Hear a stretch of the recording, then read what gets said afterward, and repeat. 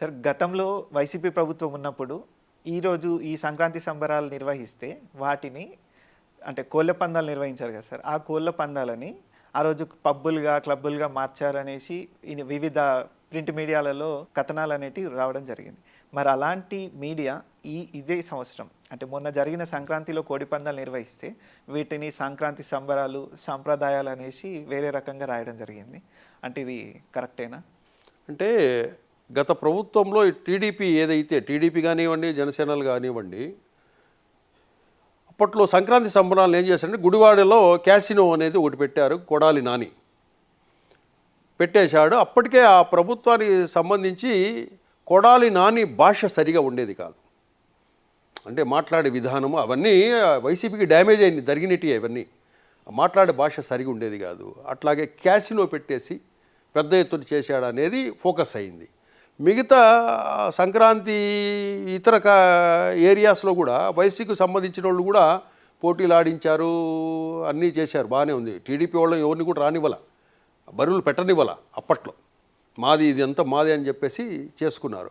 అప్పట్లో ఏం జరిగిందంటే టీడీపీకి సంబంధించిన మీడియాలో కూడా అప్పటి వాటిని ఈ విధంగా కోట్ల రూపాయల పందాలు జరుగుతున్నాయి, కోట్ల ఇది జరుగుతుంది, పోలీసులు సహకరిస్తున్నారు, క్యాసినో జరుగుతుంది, క్యాబరే డ్యాన్సులు వేస్తున్నారు, మద్యం ఏరులై పారుతుంది ఏమి అని చెప్పేసి ఈ విధంగా ప్రచారం జరిగిన మాట వాస్తవమే.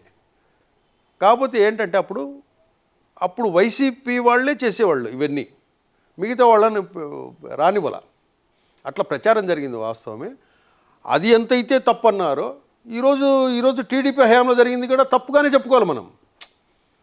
ఈరోజు టీడీపీ హయాంలో చేసింది కదా, ఆడ డబ్బులు లావాదేవీలు బ్లాక్ అంతా గ్యాంబ్లింగ్ జరిగింది.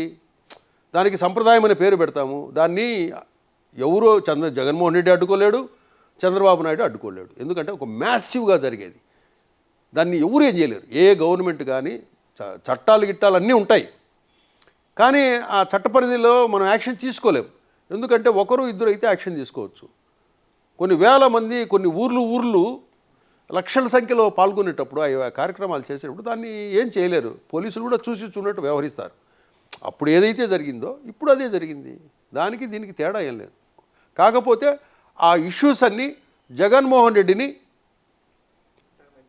డ్యామేజ్ చేయడానికి బాగా ఉపయోగపడ్డాయి. ఎందుకంటే వీళ్ళ నోటి దూల, కొడాలి నాని నోటి దూల, కొంతమంది వైసీపీ నాయకుల నోటి దూల, దౌర్జన్యాలు, అరాచకాలు అవి కంట్రోల్ చేయలేకపోయాడు. అప్పుడు అవన్నీ చూసిన ప్రజలు ఇది నిజమేనేమో, ఈ విధంగా దందా జరుగుతుందేమో, ఈ విధంగా విచ్చలవిడిగా పంద్యాలు కాస్తున్నారేమో అనే భావనలో అప్పుడు ఉన్నారు. కాబట్టి అప్పుడు జరిగింది, ఇప్పుడు జరిగింది, ఎప్పుడు జరుగుతూనే ఉంటుంది. అది కోడి పందాలు అనేటి, డబ్బులు అనేటి, ఈ సంక్రాంతి రోజు ఆ 3 రోజులు ఆ గ్యాంబ్లింగ్ అనేది సహజ సిద్ధంగా ఆంధ్రప్రదేశ్లో జరుగుతూనే ఉంటుంది. ఇప్పటికీ కొన్ని ప్రాంతాల్లో కూడా విస్తరిస్తుంది. అంతకుముందు తూగోపాగో జిల్లాలు, విజయవాడ ఆ సరౌండింగ్స్ ఉండేవి. ఇప్పుడు అవన్నీ కూడా విశాఖపట్నము, ఇట్లా నెల్లూరు, ఒంగోలు సైడ్ కూడా వచ్చేసాయి కోడి పందాలు అనేసి. అంతే అంతే అది దాన్ని ఎంటర్టైన్మెంట్గా చూస్తున్నారు. అదేదో కొత్తగా ఉంటుందని చెప్పేసి ఈ కోళ్ళు ఈజీగా దొరుకుతాయి కాబట్టి ఆ 3 రోజులు అందరికీ హాలిడేసు అదొక అలవాటు చేసేసారు అట్లా. సరే, ఇప్పుడు కూటమి ప్రభుత్వంలో పవన్ కళ్యాణ్ గారి పాపులారిటీ చూసి టీడీపీలో కొంతమంది శ్రేణులు ఈరోజు వాళ్ళ నాయకుడిగా అంటే ముఖ్యమంత్రిగా నారా లోకేష్ని చేయాలనేసి వార్తలు వస్తున్నాయి. అవి ఎంతవరకు వాస్తవం? అంటే నిజంగా ఆయనను ముఖ్యమంత్రి చేయాలనుకుంటున్నారా? లేదు, రాంగ్ ఇన్ఫర్మేషన్ అది. ఇంకోటి, పవన్ కళ్యాణ్ పాపులారిటీ అనేది ఈరోజు కొత్తగా వచ్చింది ఏం కాదు కదా. మొదటి నుంచి పాపులారిటీ ఉంది. అతనికి పాపులారిటీ ఉంది కాబట్టే 21కి 100% స్ట్రైక్ రేట్ కొట్టాడు. ఇక్కడ ఏంటంటే లోకేష్కి సంబంధించి అతనికి 41 ఇయర్స్, ఇంకా 29కి వచ్చేసరికి 45 ఇయర్స్ అయింది. అంటే తను రాజకీయాల ఆ వైపే నడుస్తున్నాడు. అతని ప్రొఫెషనే పాలిటిక్స్. తన తండ్రి తర్వాత తనే వారసుడు పార్టీకి సంబంధించి. ఇప్పుడు జాతీయ ప్రధాన కార్యదర్శిగా ఉన్నాడు. అక్కడి వరకు బాగానే ఉంది. ఈరోజు లోకేష్ గత 5 సంవత్సరాలుగా ఎన్ని అవమానాలు పడ్డాడో అన్ని అవమానాలు పడ్డాడు. పవన్ కళ్యాణ్ గారు ఎన్ని అవమానాలు పడ్డారో అన్ని అవమానాలు వైసీపీ వాళ్ళ వల్ల పడ్డారు. పడిన తర్వాత లోకేష్ యువగలం పాదయాత్రతో ఎక్కడైతే ఓడిపోయాడో అదే మంగళగిరిలో మళ్ళీ ఎమ్మెల్యే అయ్యేసి లోకేష్ మంత్రిగా అయ్యాడు. ఇప్పుడు అతని ఏజ్ 41 కాబట్టి ఇప్పుడు డిప్యూటీ ఇప్పుడు క్యాడర్కంతా ఎలా అంటే అందరూ ఇప్పుడు జనరేషన్ వేరు. చంద్రబాబు నాయుడుకి సంబంధించిన జనరేషన్ ఆ బ్యాచ్ వేరు, సీనియర్స్. ఇప్పుడు జనరేషన్ ఉన్నారు కదా, ఈ జనరేషన్కి అంతా ఎవరు లీడరు? నారా లోకేషే. వీళ్ళంతా ఏదైనా పని ఉంటే చంద్రబాబు నాయుడు దగ్గరికి వెళ్ళాలంటే వెళ్ళలేరు. కాబట్టి ఏమో అనుకుంటున్నారంటే ఇప్పుడు నుంచి అతన్ని ఒక నాయకుడిగా, పార్టీలో ఒక నాయకుడిగా ఎస్టాబ్లిష్ చేయాలా, ఐడెంటిటీ కావాలా. పార్టీ క్యాడర్ ఎమ్మెల్యేలే కాదు, పబ్లిక్ కూడా, ప్రజలు కూడా చూడాలి కదా. ఇప్పుడు ఈ ఏజ్ ఫ్యాక్టర్ను చూస్తే చంద్రబాబు నాయుడు గారికి ఏజ్ ఇదైంది, ఆయన ప్రభుత్వ పాలన అవి చూసుకోవచ్చు. పార్టీకి సంబంధించిన యాక్టివిటీ చూడాలంటే ఫస్ట్ లోకేష్ని పార్టీ వర్కింగ్ ప్రెసిడెంట్గా చేయాలి అనేది ఒక డిస్కషన్. వర్కింగ్ ప్రెసిడెంట్గా చేసిన తర్వాత తనను డిప్యూటీ సీఎం చేయాలనే ఆలోచనతో చేయాలనే వాళ్ళ డిమాండ్ జరుగుతూ ఉంది. ఎందుకంటే మా పార్టీకి ఒక నాయకుడు కావాలా, మా పార్టీకి సంబంధించి ఒక డిప్యూటీ సీఎం ఉండాలా. మేము అన్నీ చంద్రబాబుతో చేసుకోలేం కదా. ఇటుపక్క పవన్ కళ్యాణ్ గారు ఉన్నారు జనసేన పార్టీ తరఫున, ఆయన ఒక పార్టీ అధ్యక్షుడు, డిప్యూటీ సీఎంగా ఉన్నాడు. ఇప్పుడు లోకేష్ కూడా వర్కింగ్ ప్రెసిడెంట్ అయితే అతన్ని డిప్యూటీ సీఎంగా చేస్తే ఈ 4 సంవత్సరాల వ్యవధిలో అతను ఒక లీడర్గా టీడీపీ పార్టీకి భవిష్యత్ నాయకుడిగా ఎలివేట్ అయ్యే అవకాశం ఉంది. అంటే ఇప్పుడు సార్ గతంలో జేడీఎస్లో జరిగిన సంఘటన ఉంది కదా సార్, మనకు అది గుర్తు తెచ్చుకుంటే ఈరోజు మద్దతు కూడా అవసరం లేదు టీడీపీకి వాస్తవానికి. ఎందుకంటే వేరే పార్టీలతోటి కూటమి ఏర్పాటు కూడా అవసరం లేదు, ఎందుకంటే సంపూర్ణ మెజార్టీ వాళ్ళకు ఉంది కాబట్టి. అంటే వాస్తవానికి చేయాలనుకుంటున్నారా మరి? లేదు, ఎందుకంటే పవన్ కళ్యాణ్తో అవసరం ఈ రోజుది కాదు, పవన్ కళ్యాణ్తో లాంగ్ రన్ ఉండాలి వీళ్ళు. ఎందుకంటే పవన్ కళ్యాణ్ ఓటింగ్ శాతము, పవన్ కళ్యాణ్ సామాజిక వర్గము బలమైన సామాజిక వర్గం. ఇప్పుడు పవన్ కళ్యాణ్ను వీళ్ళు ఎట్టి పరిస్థితులు దూరం చేసుకోరు. ఇప్పుడు పవన్ కళ్యాణ్ను దూరం చేసుకునే పక్షంలో అయితే నారా లోకేష్ ఎమ్మెల్యేలందరినీ తీసుకొని గవర్నర్ దగ్గరికి వెళ్ళిపోయి సీఎం కావచ్చు. అది కోరుకోవటంలా, తను ఎస్టాబ్లిష్ కావాలి. ఇక్కడ రప్చర్ కాదు కావాల్సింది, తను ఎస్టాబ్లిష్ కావాలా. ఎస్టాబ్లిష్ కావాలంటే ఏంటి? వర్కింగ్ ప్రెసిడెంట్ కావాలా పార్టీలో.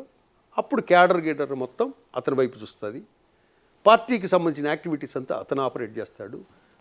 గవర్నమెంట్కి సంబంధించిన ఆపరేషన్ అంతా చంద్రబాబు నాయుడు గారు చూసుకుంటారు.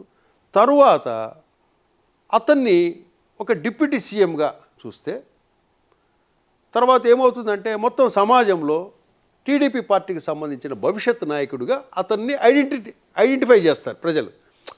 ప్రజల మనసులో అట్లా ఫిక్స్ అవుతాడు. దానికోసమే వీళ్ళు డిప్యూటీ సీఎంగా చేయాలనే ఆలోచన ఉంది అనేసి వీళ్ళంతా చేయమని కోరుతున్నారు కార్యకర్తలు, వీళ్ళంతా ఎమ్మెల్యేలు, వీళ్ళంతా. ఎందుకంటే ఏదైనా విషయానికి చంద్రబాబు గారి దగ్గరికి వెళ్ళాలంటే వెళ్ళలేరు. ఆ ఏజ్ ఫ్యాక్టర్ ఉన్న వాళ్ళంతా సీనియర్స్ అయితే చంద్రబాబు నాయుడు గారితో సహెక్కెత్తుకుంటారు. ఆయనకు అంత ఆ ఏజ్లో ఇప్పుడు ఇంకా యాక్టివ్గా 1 or 2 years ఉంటాడు ఆయన యాక్టివ్గా. నెక్స్ట్ ఎవరు లీడరు? లోకేషే. కాబట్టి అందరూ లోకేష్ వైపు చూస్తున్నారు. అంతేగాని ఇక్కడ మన పవన్ కళ్యాణ్ గారికి ఏదో చేయాలనేం కాదు. కానీ సార్ మరి ఇప్పుడు మీరు అన్న మాటకి చంద్రబాబు గారి తర్వాత నారా లోకేష్ గారే అని అంటున్నారు. కాకపోతే కొంతమంది అభిమానులు, అంటే తెలుగుదేశం అభిమానులు ఏంటంటే చంద్రబాబు గారి తర్వాత జూనియర్ ఎన్టీఆర్ గారు రాజకీయ ప్రవేశం చేస్తారు అనేది. ఆయన జూనియర్ ఎన్టీఆర్ క్లియర్ కట్గా చెప్పాడు, పాలిటిక్స్ మీద ఆయనకి ఇప్పట్లో అయితే ఆసక్తి లేదు. కానీ అభిమానుల కోరిక అభిమానుల కోరిక ఎవరో కోరుకుంటున్నారని. ఇది నిర్ణయాలు ఒకటి ఎట్లంటే అట్లా మార్చుకోలేము. ముందు రాజకీయాల మీద ఆసక్తి ఉండాలి. అతనికి ఇప్పటికైతే ఆలోచన లేదు ఆయనకు. క్లియర్ కట్గా జూనియర్ ఎన్టీఆర్ గారు చెప్పారు. ఇప్పటికైతే ఆలోచన లేదు అతనికి. అతను సినిమాలు తీసుకుంటున్నాడు, ఆ ట్రాక్లో వెళ్తున్నాడు. కానీ అభిమానులు కోరుకుంటున్నారని వీళ్ళు కోరుకుంటున్నారు అట్లా నిర్ణయం తీసుకోలేరు. ఇక్కడ పార్టీలో ఉండేది ఒక అభిమానులే కాదు. ఒక పార్టీ అంటే ఎస్సీ ఎస్టీ మైనారిటీసు, కమ్మ కాపు బీసీలు కథ వ్యవహారం చాలా ఉంటుంది. ఒక అభిమానులను చూసి మనం రాజకీయాల్లోకి ఎంటర్ కాలేం. అది చాలా గ్రౌండ్ వర్క్. ఇంకోటి విషయం ఏంటంటే అతనికి రాజకీయాల్లో ఆల్రెడీ తిరిగి ఉన్నాడు, ప్రచారాలు చేస్తున్నాడు. జూనియర్ ఎన్టీఆర్కి దీనికి సంబంధించిన వ్యవహారాలన్నీ తెలుసు. కాకపోతే ఆయన ప్రశాంతంగా నేను సినిమాలు చేసుకోవాలి, రిలాక్స్గా ఉన్నాడు. ఒకవేళ పరిస్థితులు ఎప్పుడైనా మారినా అతనికి ఏదన్నా రాజకీయాల్లోకి రావాలనిపించినా కూడా రావచ్చు, సర్వీస్ చేయొచ్చు, తప్పేం లేదు. Please do subscribe to Telugu Rajyam channel. Please do subscribe to Telugu Rajyam channel. Please do subscribe to Telugu Rajyam channel. Hi అండి, నేను మీ ఆర్పీని, నెల్లూరు పెద్దారెడ్డి చేపల పులుసు ఓనర్ని. మీరు తెలుగు రాజ్యం అనే ఈ యూట్యూబ్ ఛానల్ సబ్స్క్రైబ్ చేసుకుని మంచి మంచి వీడియోలతో వస్తారు. Thank you so much. Hi people, I'm Sonakshi Verma and you please watch Telugu Rajyam and please subscribe to the channel.